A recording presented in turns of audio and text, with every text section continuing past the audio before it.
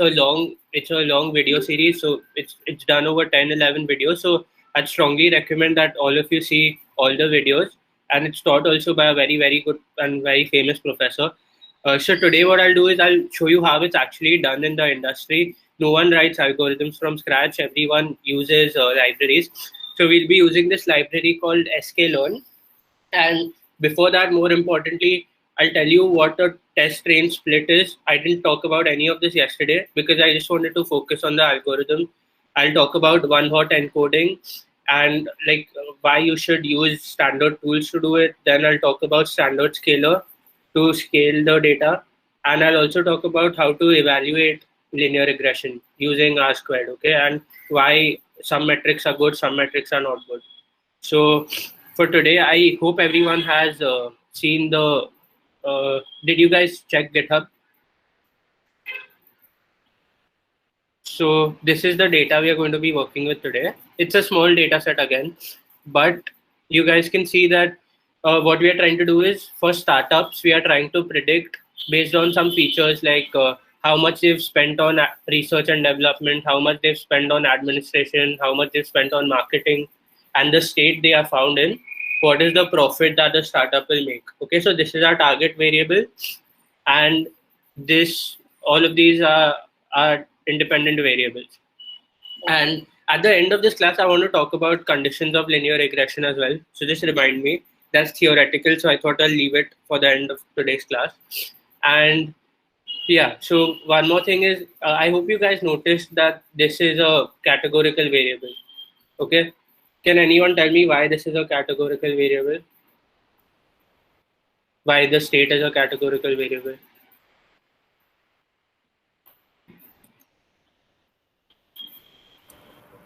Because it is not a continuous numbers, it's not values, it's just Yeah, like we can replace it with 1, 2, and 3. yeah, good. So that is exactly why it's not continuous numbers. So I'd like you all to open this notebook.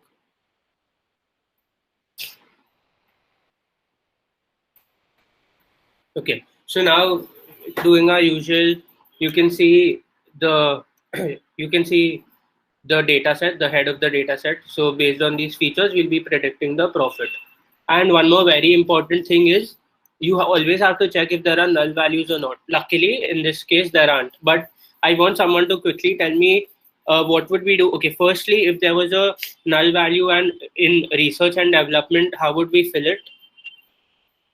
By mean, we can fill it.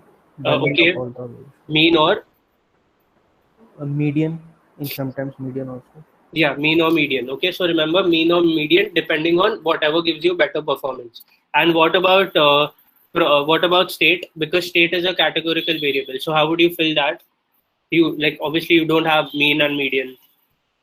We can just remove that observation if we have multiple data points. Yeah, but you see, you can obviously do that, but right now we only have 50 data points. So if you remove even one, it will be very costly, and your model won't perform well. So there's one more method of just use your logic. What would you do to fill a categorical variable?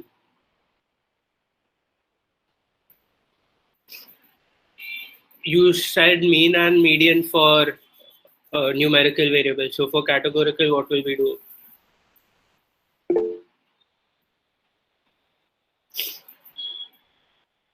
Yeah, that is called encoding. But I'm saying what will we do? Say if your New York wasn't present at all, in that case, what we would do is fill it with the mode. So say in the state column, if the mode is California, okay, because most startups are from California.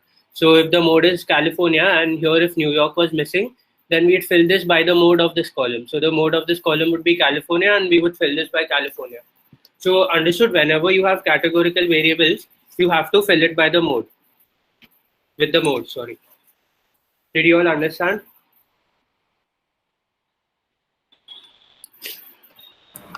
Yes. Okay. So now let me go ahead.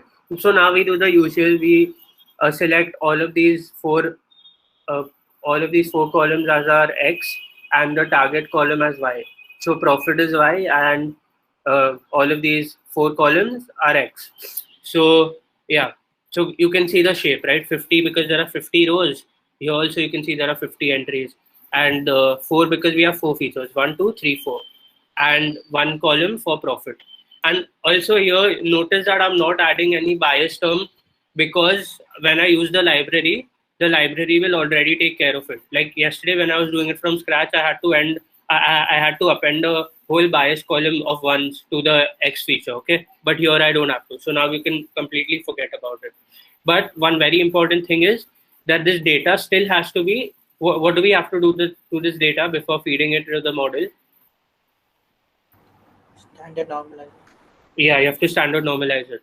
Okay, it's called standard scaling. So we have to scale this data. And now this is a very important thing. This is called splitting into the train and test set. So in machine learning, you train whenever you have data, you train the data on your training set, which is some data. Basically, you split all the data. So we have 50 rows here. We'll split the 50 rows in such a way that some data is used for training and some is used for testing.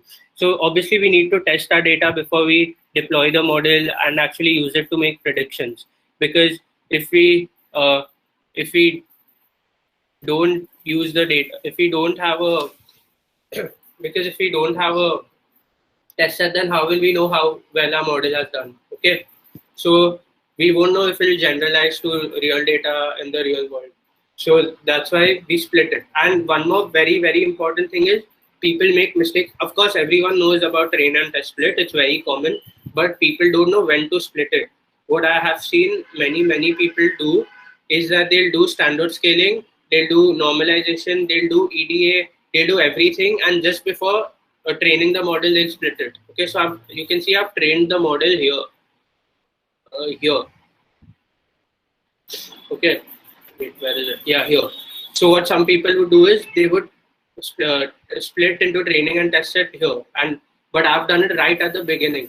So remember that before you do any sort of EDA, before you do any sort of standard scaling, anything, you have to split it. Okay, a lot of people don't split it, and like it's a big mistake. So and why is that a mistake? Because you don't want. So when you have training data and test data, the whole point of the test data is to have data that is not seen by the model. But when you perform anything, like even if you perform standard scaling, what will happen is you are taking the mean and the standard deviation of all the data points, right? Of all the data points, including the data points in the test set. So that introduces data leakage. Okay, you can write this down. It's called data leakage. So data leakage is when data from the test set, which was not supposed to be seen during training, is introduced into the training set. So why does that make a difference? So now say that in training set, if I have one distribution, okay, so if I have this R&D spend, say this is my for now, just assume this is the 5 values I have for R&D spend, out of which if I don't have a training set, all 5 will be, if I don't split it here, I will normalize this whole column. So I'll take the mean of this whole column and standard deviation. But then in the future, when I get new test data as in when I'm making predictions on something users have asked, then at that time I will be that it may be that this R&D spend is completely different. Okay, it may be that it's very less or very high compared to the values here. So in that case, it won't perform well. Like a model won't perform well. So basically, just remember that before doing anything, you split the data. Okay, a lot of everyone almost, and like you can see how I've split it. 20% is the test set. So what is 20% of 50?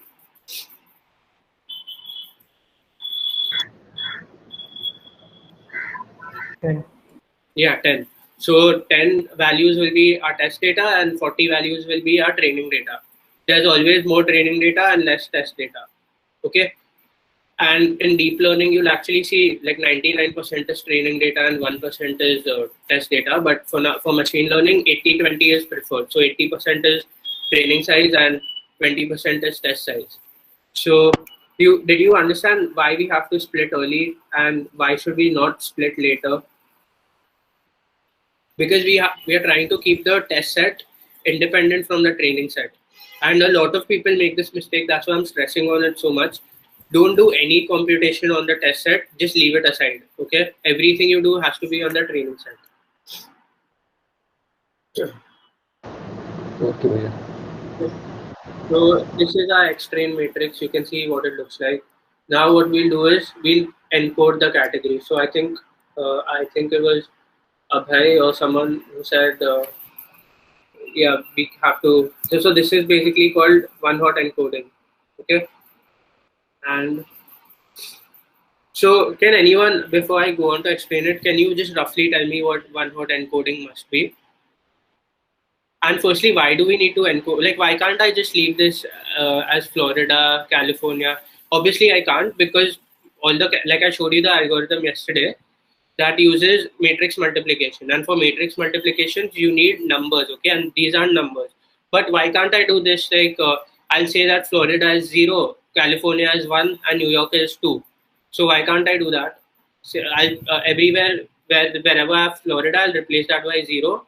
Wherever I have California, I'll replace that by 1, and I'll replace New York by 2.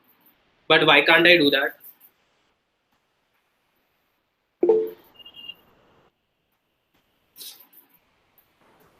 Yeah, okay, very good.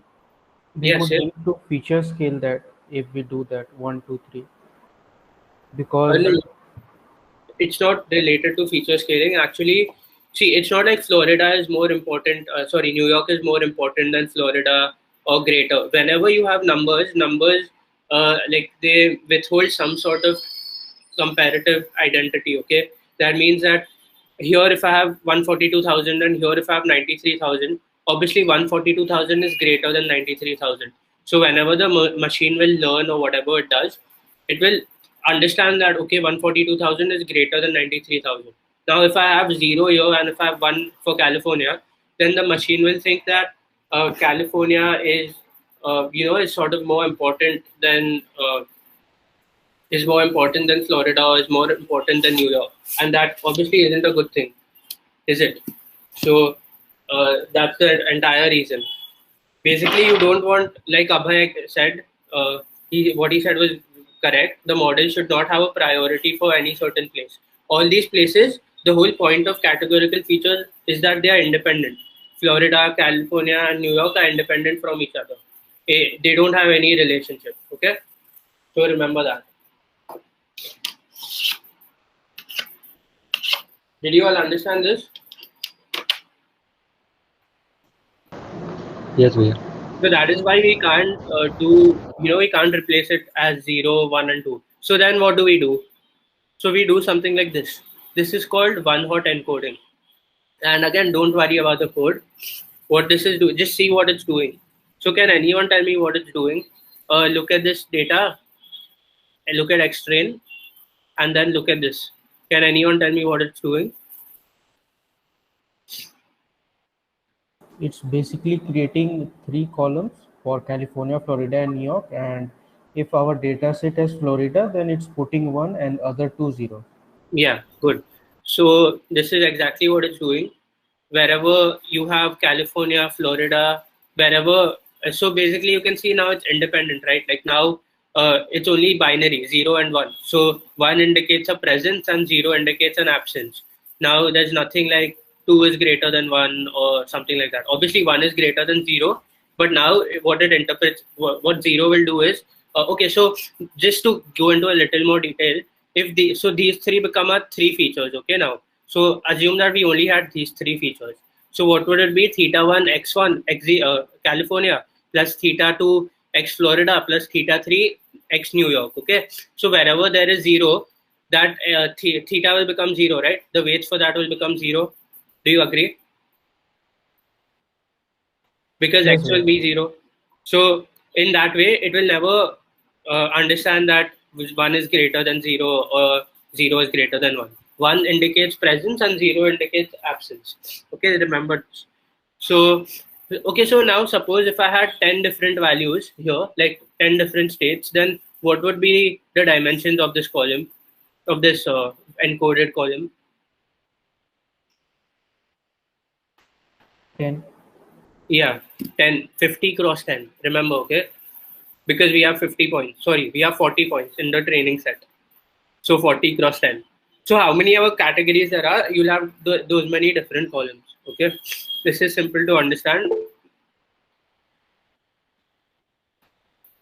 Yeah, I'll explain this table. Okay, just speak out instead of typing because then I have to keep switching my screen, my tab, sorry. So yeah, so how this works is you can see that our first data point, our first data point in training had Florida, second also Florida, then California, New York, New York. Okay, so just remember this. So if you see here, the first two are Florida, the second is California, here, number two, and then you have New York. So one more very important thing is one of these three have to be one. Okay, so at each point, one of these three have to be one. Otherwise, what it means is that state that it's a completely new state, and I'll come to that point later. That's also very important. So yeah, and why am I using this one hot encoder? I'll come to that also. Like you can obviously write this code yourself, but to split it into values like this. But I'm using one hot encoder because I'll tell you why I'm using one hot encoder. Okay, so yeah. So coming to this, did you understand Kaushik? Yeah. Okay. Now one thing is I want to tell. I want you guys to tell me the difference between this and this. Why is there one lesser column? Can anyone tell me? I have removed California, but you can remove any state. Okay, it's not necessary. Basically, if there are n categories, then you have to remove one. And this is very important. It's called the dummy variable trap. And I'll tell you what dummy variable trap is. But can anyone just tell me till then?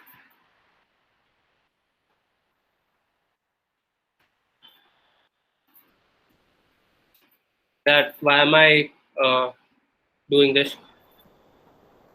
It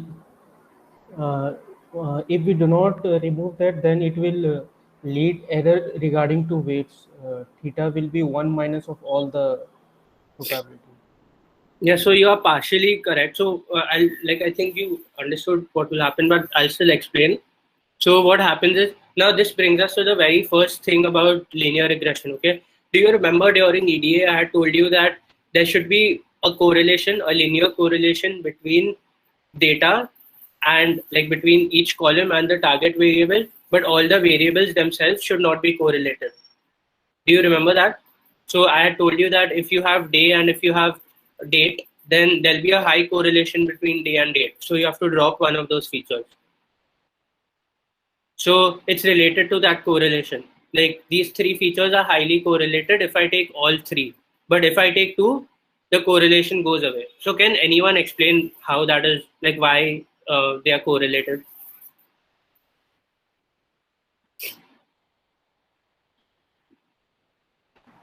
First value of California would depend on value of Florida and New York and vice versa.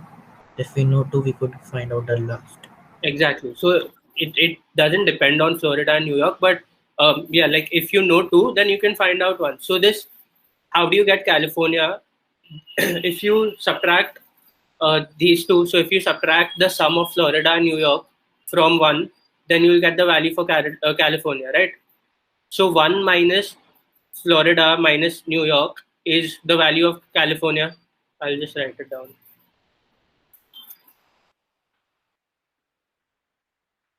But did you guys understand? We don't want there to be any correlations because correlations don't do well for linear regression. Okay. In fact, one of the conditions of linear regression is that there should be less correlations between features, and the feature should be linearly related to the target variable. And you can see here, you can clearly see that if you do 1 minus Florida minus New York, you will get California. Okay, see here. So 1 minus 1 gives 0, 0 minus 0 gives 0, and that is what we have here. Then look at column number 2. 1 minus 0 gives 1. So that is the value of California. So did you guys understand this? Basically,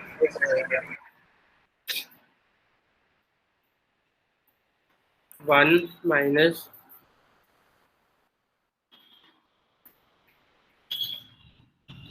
Also, have you guys done linear algebra yet in college? No, bhaiya. No, okay. So you'll understand better. I think whoever must have prepared for JEE must be knowing about linearly dependent vectors and linearly independent vectors. Do you know what linearly dependent vectors are? You don't need to know. I'm just saying it'll be like easier to relate it to that. If you don't know, also it's all right. It's not like you don't have to know. But you can you guys see this relationship? X0 California is equal to. I'll put it here. Can you guys see this? Just verify it for yourselves, and after you have verified it, I'll go ahead.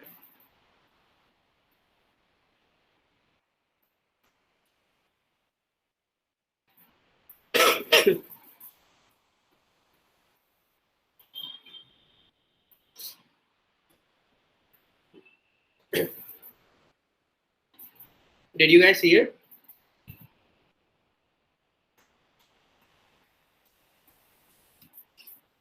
Yes, sir. Okay, so does anyone have any doubts up till here?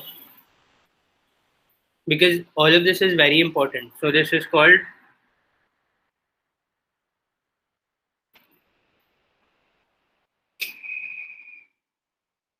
dummy variable trap. And I've shared a link. Okay, it's a very, very important lecture. Like try seeing that.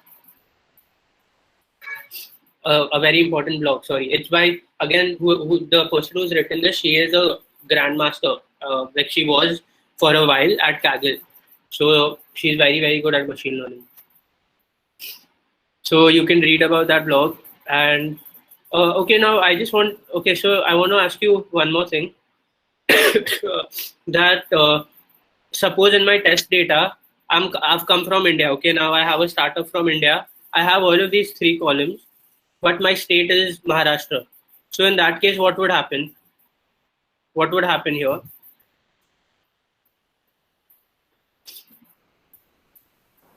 Can you please repeat the question once? The question is that in my test set, if I have a category that is not any of these categories, so it's not California, Florida, or New York, in that case, what would happen? All the columns should be 0, I guess. But if all the columns are 0, then that means it's California, right? Because eventually we'll be using this. We'll only be using 2, like Florida and New York. And you can see wherever it's 0 and 0, it means that it's California. So think about this. I don't want to give you the answer straight away because it's very interesting. If you guys can read about it, like next week we have a holiday, okay? So and none of you are using the discussions forum on Discord. So what I'd like to do is for next week, find this out, okay? Write this down somewhere as a homework. It's not even a homework question or whatever, but basically I want you guys to search for the answer yourself, because while doing that, you learn a lot about other things also. You learn about pandas.getDummies, and you learn about 1-2 other things. So I want you guys to find it out yourselves. And if you don't get it, I'll tell you next week. So just remind me to tell you next Saturday, Sunday, you'll be studying for CAT, but you can still like remove 10-15 minutes to read the answer. Okay, so I'll post an answer for this. And it's a very important question, and it's so important that it happens all the time. In fact, in my previous internship, I think I was improving telecaller rates. Okay, where basically we had been given data, and we had to tell the telecallers whom to call first, because they can't keep calling everyone. So in that, there was a very interesting thing that the data we had obviously had some sort of address, but now when you get new data, it's very likely that the new person's address is not already present. So it wasn't the complete address, but it's an area code. So say like if I'm in Mumbai and if I'm at Marine Drive, I have data about Marine Drive. But tomorrow, say in the test data, I get something about Breach Candy or Malabar Hill. Okay, so then I won't have that area in my data already. So in that case, what do we do? It happens all the time, and it's a very big problem. And the worst and saddest part is that all the data sets and everything on Kaggle, it doesn't address this problem. Okay, so you'll never actually learn about this thing from a course or anything, because in everything, like if you see this test data that we also have now, it'll have all three categories. It won't, and in max to max, it'll have, if it won't have all three categories, it'll have one category missing. So that's also not a problem. But it won't have a new category, like it won't have Mumbai or something. It won't have Maharashtra or something. So that is very important. So I want you guys to see about this. Did you understand what the question is? If you haven't understood, tell me right now. I'm going slow today. We have time, so don't worry about.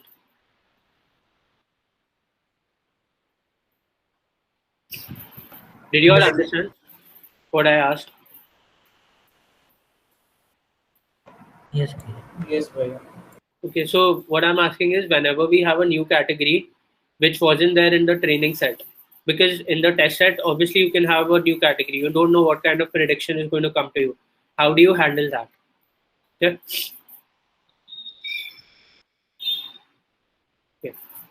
Okay. Then, so yeah, this is what will happen when you have California, Florida, Florida. Like you don't have New York. So this is the case where in your test set, if there is no New York, there's only California, Florida, and Florida. You will have this, okay? Because the two columns are Florida and New York. So obviously for California, these two will be 0. For Florida, this will be 1. And if there was New York, this would have been 1. It's very simple. But what I'm asking you is important, okay? Can anyone just roughly just take a wild guess and see what it would be? Just guess what would you do? I'm just talking about one solution. There are many solutions, but just a logical solution for which you don't have to know any machine learning. What would you do?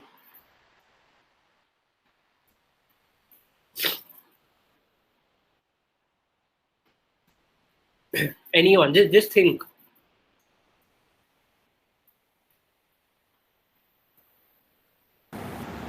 In the training, we can possibly keep that data in the training set at that time. So like it gets trained by the other place which we do not know already. No, but you can't do that because say a user is giving that prediction, the model has to predict for the user. So if the user is inputting that data like from Mumbai and these three values, then the user has to get an answer of what the value is. So I'm not talking about training and test set. It's more like when you're actually going to make predictions after training and testing is done. In that case, how do you handle the new category? Okay, someone else. Okay, so I'll roughly tell you what you do.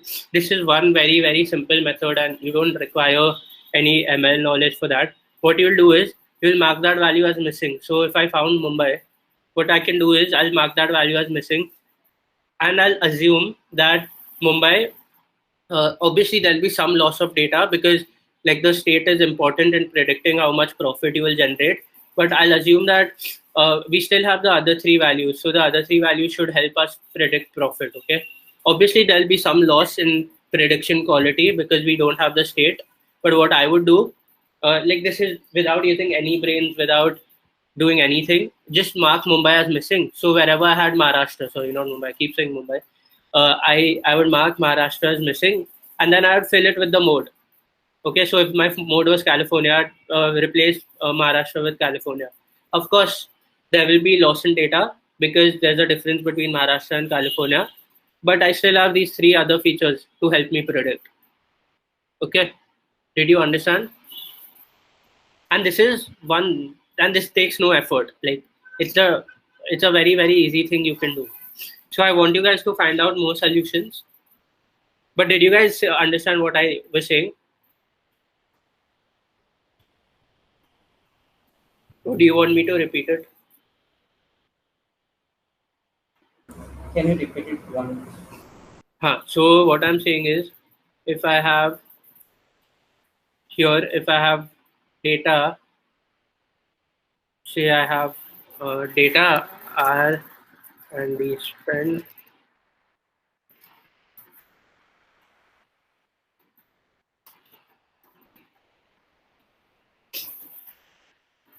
let's assume iska mode is for state is California. Okay. And how do you find out the mode? Obviously, I've taught you during EDA. You just do np.mode of state or pandas.mode of state, and you'll get the mode here. Okay. So now say I have this data point where the R&D spend is this one. I'm just taking random values. Okay. The spend is 12. Okay. Now the admin spend is this.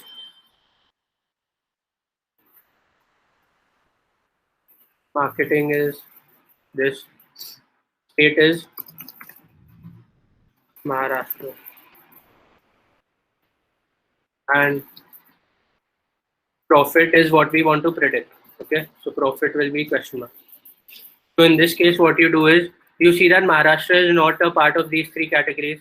What you do is mark that as a missing value. So NAN. NAN is missing value, okay? Not a number. So you'll mark this as missing value. Then you'll find the mode. You see that the mode is California. Then what you'll do is replace this by California. Did you understand? How? Yeah, got it. Okay, then obviously because you have these three, you can do the usual. You can split this again into 0, 0. Then you feed this into the model and then you'll get a profit. Okay? Yeah, got it. So yeah, you can see here, now we are completely done with all the important things. Now we just have to do the dumbest thing and the easiest thing, that is fitting the model. It's just one line of code which the library will do. But all of this, the other things are what will determine how well your model performs. So yeah, okay. So why did my shape change from 40 cross 5 to 40 cross, from 40 cross 4, which was here? Yeah, 50 cross, sorry, 40. Yeah, like here you can see there are 4 columns. So why do I have 5 columns here? A constant prediction value. Yeah. No. Why do I have 5 columns here? Because of this. One extra feature for determining which state which. Yeah, exactly. So this thing got split from one dimension. So it was California, Florida, New York. It got split to 2 dimensions, right? Florida and New York. This, you don't see this, okay? I just explained how, like, you split it into 3 to show you how it's getting split and to explain dummy variable. But in the end, we'll only be using 2 columns because of the correlation thing. So that's why we have one extra feature. Got it? Now the shape has changed. 40 cross 5. Okay. So did you understand? Right now, we do the same thing for the test set. Whatever we did for the training, we do for the test. So for test also, it will change to 5. And obviously, the interesting thing here is what happens.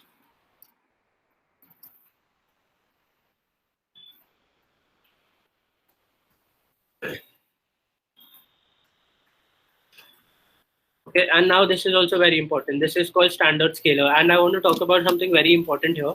You will see,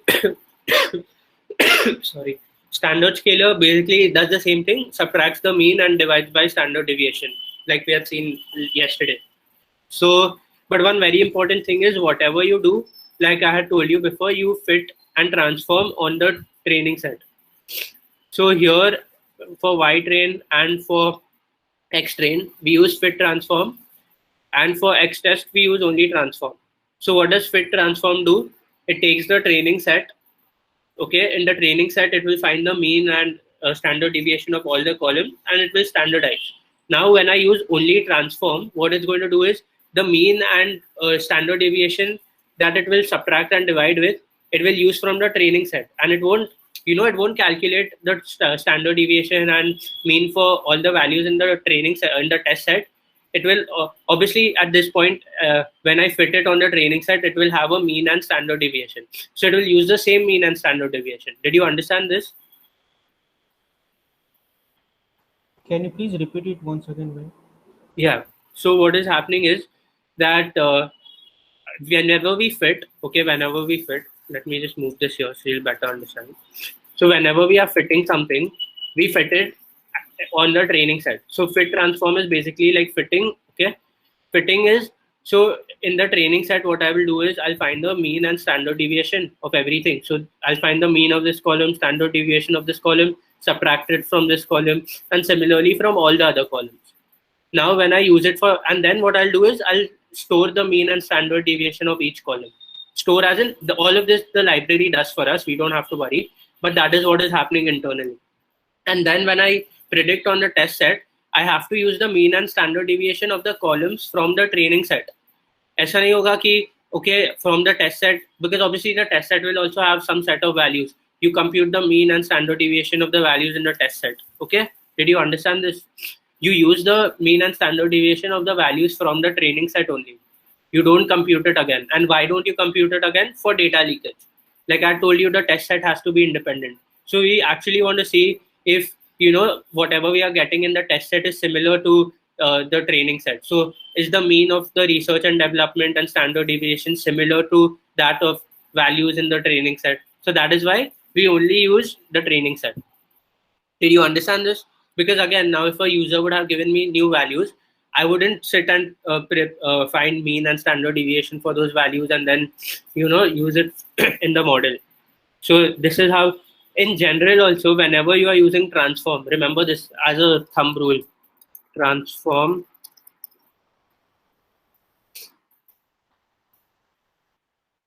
or more like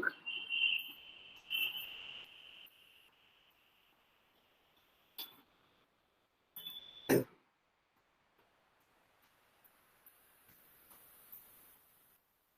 you understand this now? Yes, sir. Okay, so now you can see everything is standardized, like it's between 0 and 1. Now this is like yesterday we spent so much time on writing the code, but this is how easy it is. Of course, there are other parameters and everything, and I'll talk about that when we do classification. I'll show you how to tune parameters. Linear regression doesn't really have many parameters. Okay, it only has, like you can see, there are 4, out of which normalize we don't need to normalize because we've standard scaled it.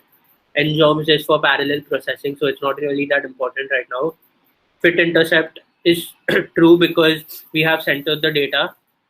So what fit intercept means is if we hadn't scaled the data, this would be false, because then you have to assume a bias. But let's not get into all of this. Keep it simple right now.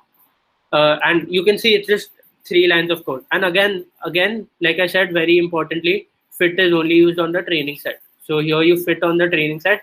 What fit means is fit is equal to learn. Okay, so learn from the training set. So here also learn the mean and standard deviation from the training set. Use the same mean and standard deviation on the test set. Similarly here, learn the model from the training set, and here predict on the test set. So did you get this?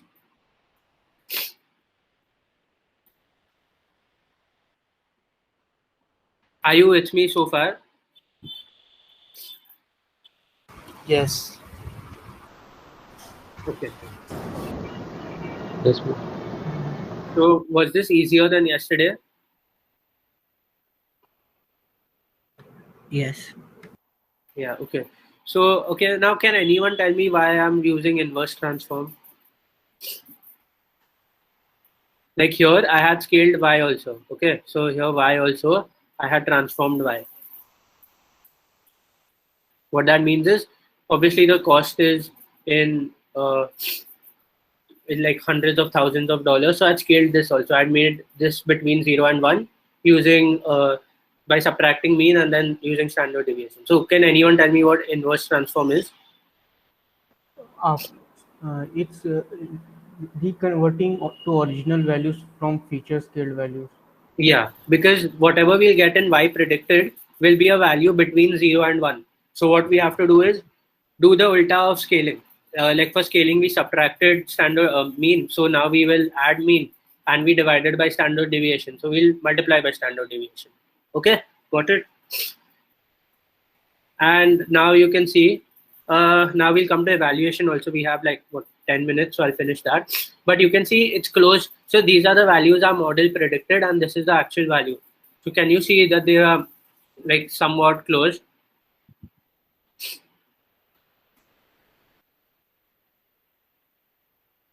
Yes, sir.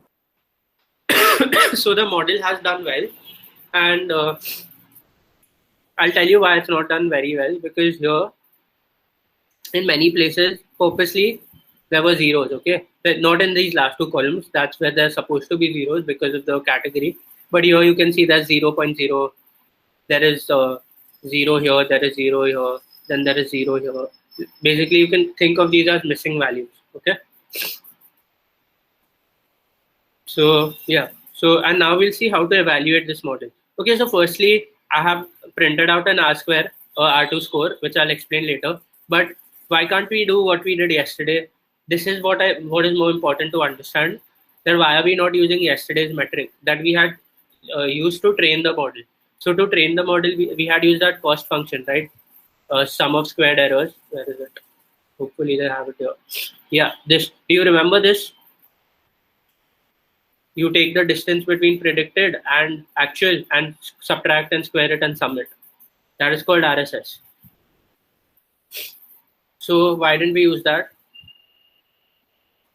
Like you can see I've used that also, but why is it not a good metric?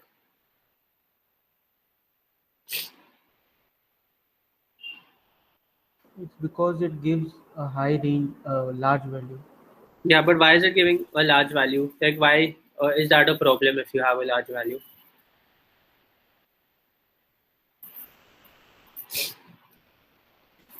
So the thing is, you won't come to know if the model is doing well or not. And why is this giving you a large value is very important. So the entire value depends on how big y is, okay? Now here this is in hundreds of thousands. If tomorrow my y, if I'm predicting the price of a dairy milk, then that will be in the range of 5 to 10 rupees. So in that case, my mean squared error would be very, very less compared to this. So this is the biggest problem of mean squared error, and that is that it depends on y. So if your y, and this is okay, this is hundreds of thousands, say I'm predicting the annual GDP of a city or something like that, that will be in millions of dollars. So in that case, my squared error would be massive. So okay, you tell me logically, if the price of if the profit made by a startup is 1 million and our prediction is 1,001,000, is that bad? Is that a bad prediction? No. It's not a bad prediction. But what is the error? 1,000. 1,000. It's not 1,000, it's 1,000 square. Remember, you are squaring it. So that makes it even worse. If it's only 1,000, it's fine. 1,000 square is what? 10 raised 1 million. Yeah, 1 million. So from one data point, even though our prediction is good, we've got such a huge error. So that's why you use something called as R square. And even R square is not perfect. There's something called adjusted R square. So I'll share a link right now. I'll explain R square right now. And I want you guys to read about adjusted R square. And again, we can discuss this in the next, like on Discord on Saturday when you guys don't have a class. Okay. So what exactly is R squared? Okay. Can anyone tell me what this means? This is y bar. Okay. Remember the difference between this y hat. Y hat is individual. Like y hat is this value, this value, this value, this value, and this is y bar. So can anyone tell me what this is? What does this tell me in English? What does this signify?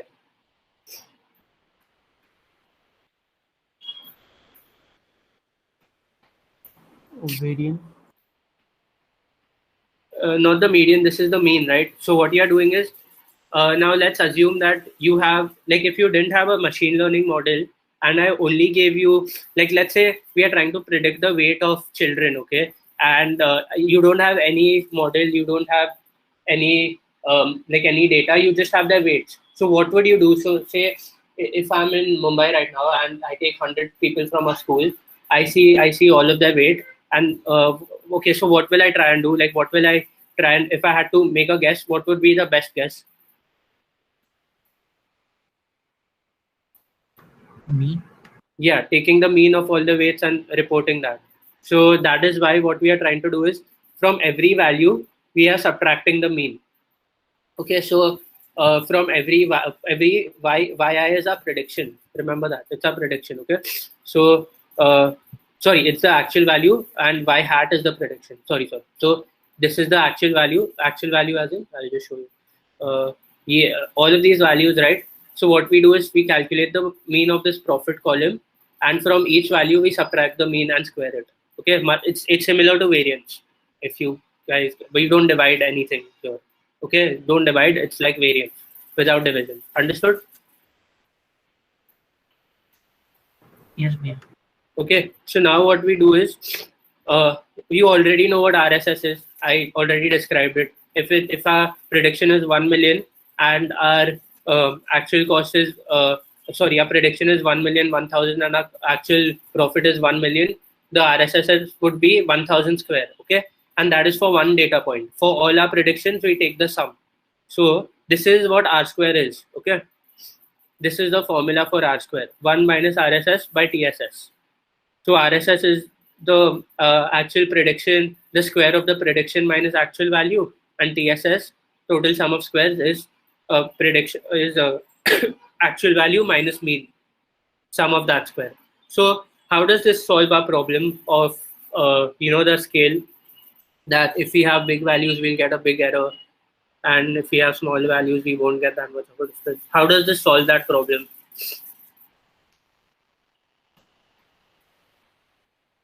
It will always be less than 1. Yeah, very good. It will always be less than 1. And you can see why. So this TSS will also be a massive value. Okay, if so, say our mean is 100,000. Sorry, we are predicting profits, and our mean is 750,000. Then whenever I'm taking the sum, so one of our predictions is 1 million, 1,000. So you subtract the mean from that and you square it. So you're getting right that it'll be a large scale, even niche. So upar and niche, that is on top and on bottom, there'll be a similar scale. Like there'll be huge values, but both of them will be huge values. So you'll obviously it'll get cancelled out when you divide. And one more thing is, this also tells you how much better you are doing than just predicting the mean. So for every prediction, if I was just predicting the mean profit, I would get some value, right? Now a model obviously has to do better than that. Is called a baseline. So a model has to do better than the baseline, and this R square tells us how much it's going to do better than the baseline. So remember that a score close to 1 is very good. A score close to 0 is horrible.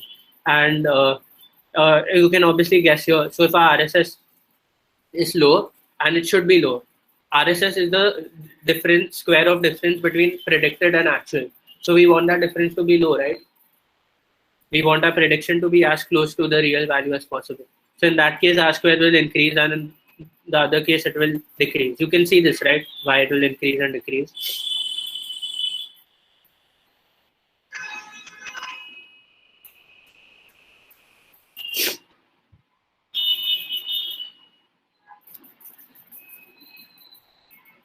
Did you understand this? Yes, Bhaiya.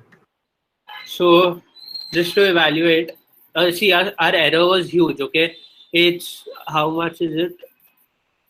Okay, it's 82 million. That's crazy. So it's saying that a difference between actual value and predicted value, and the square of that is 82 million. And of course, it would be high. Why would it be high? Because see the range of the profit. All of this is 192,000, 191,000. So it's in hundreds of thousands.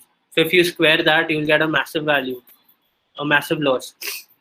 And you have to sum it for all. But you can see our R square is doing very well. So what is our R square?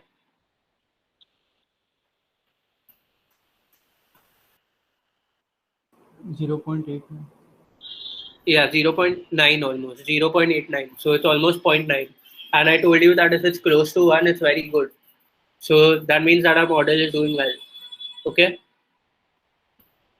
So this was it today. Do you guys have any doubts?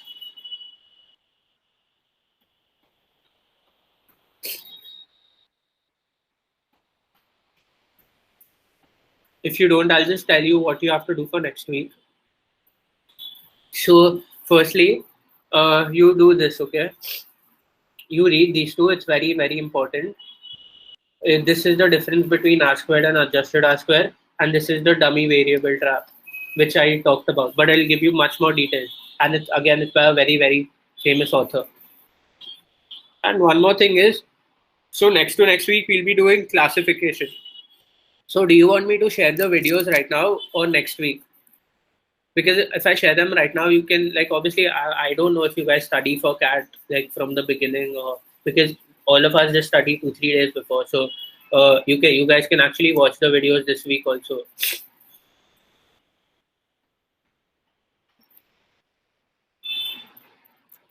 Where please share it.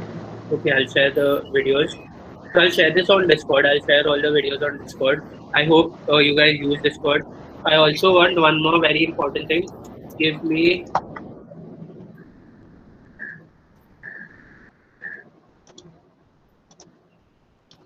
Okay, so what was my question? I want someone to repeat.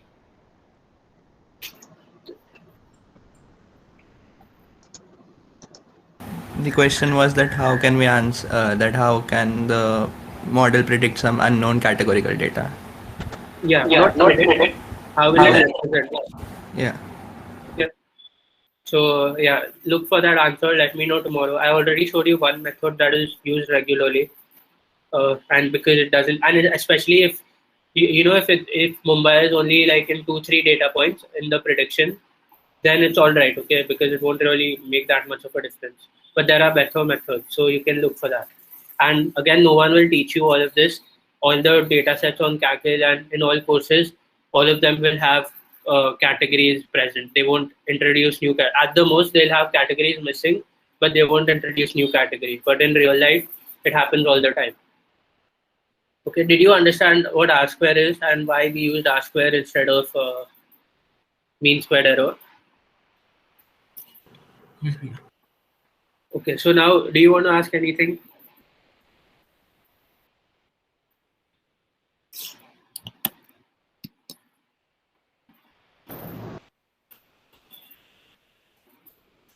No one wants to ask anything. Everyone's understood.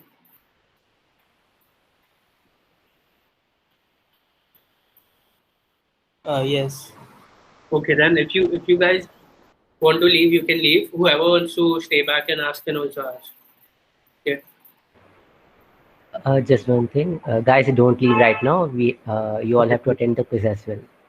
Okay. Sorry. So there's one question, okay, in the quiz, I think, and that's about the 4 conditions of linear regression.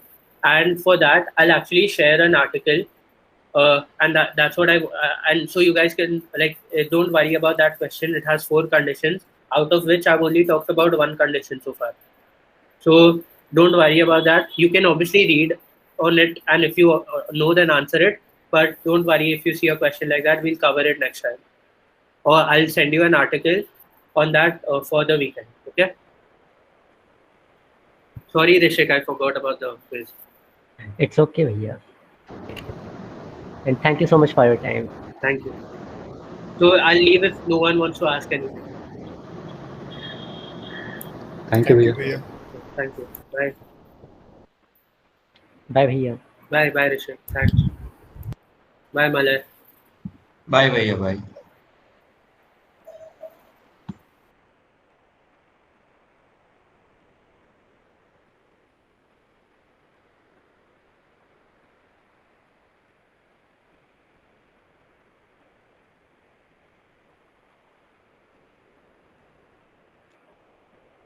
Okay, guys, the link has been provided in the chat.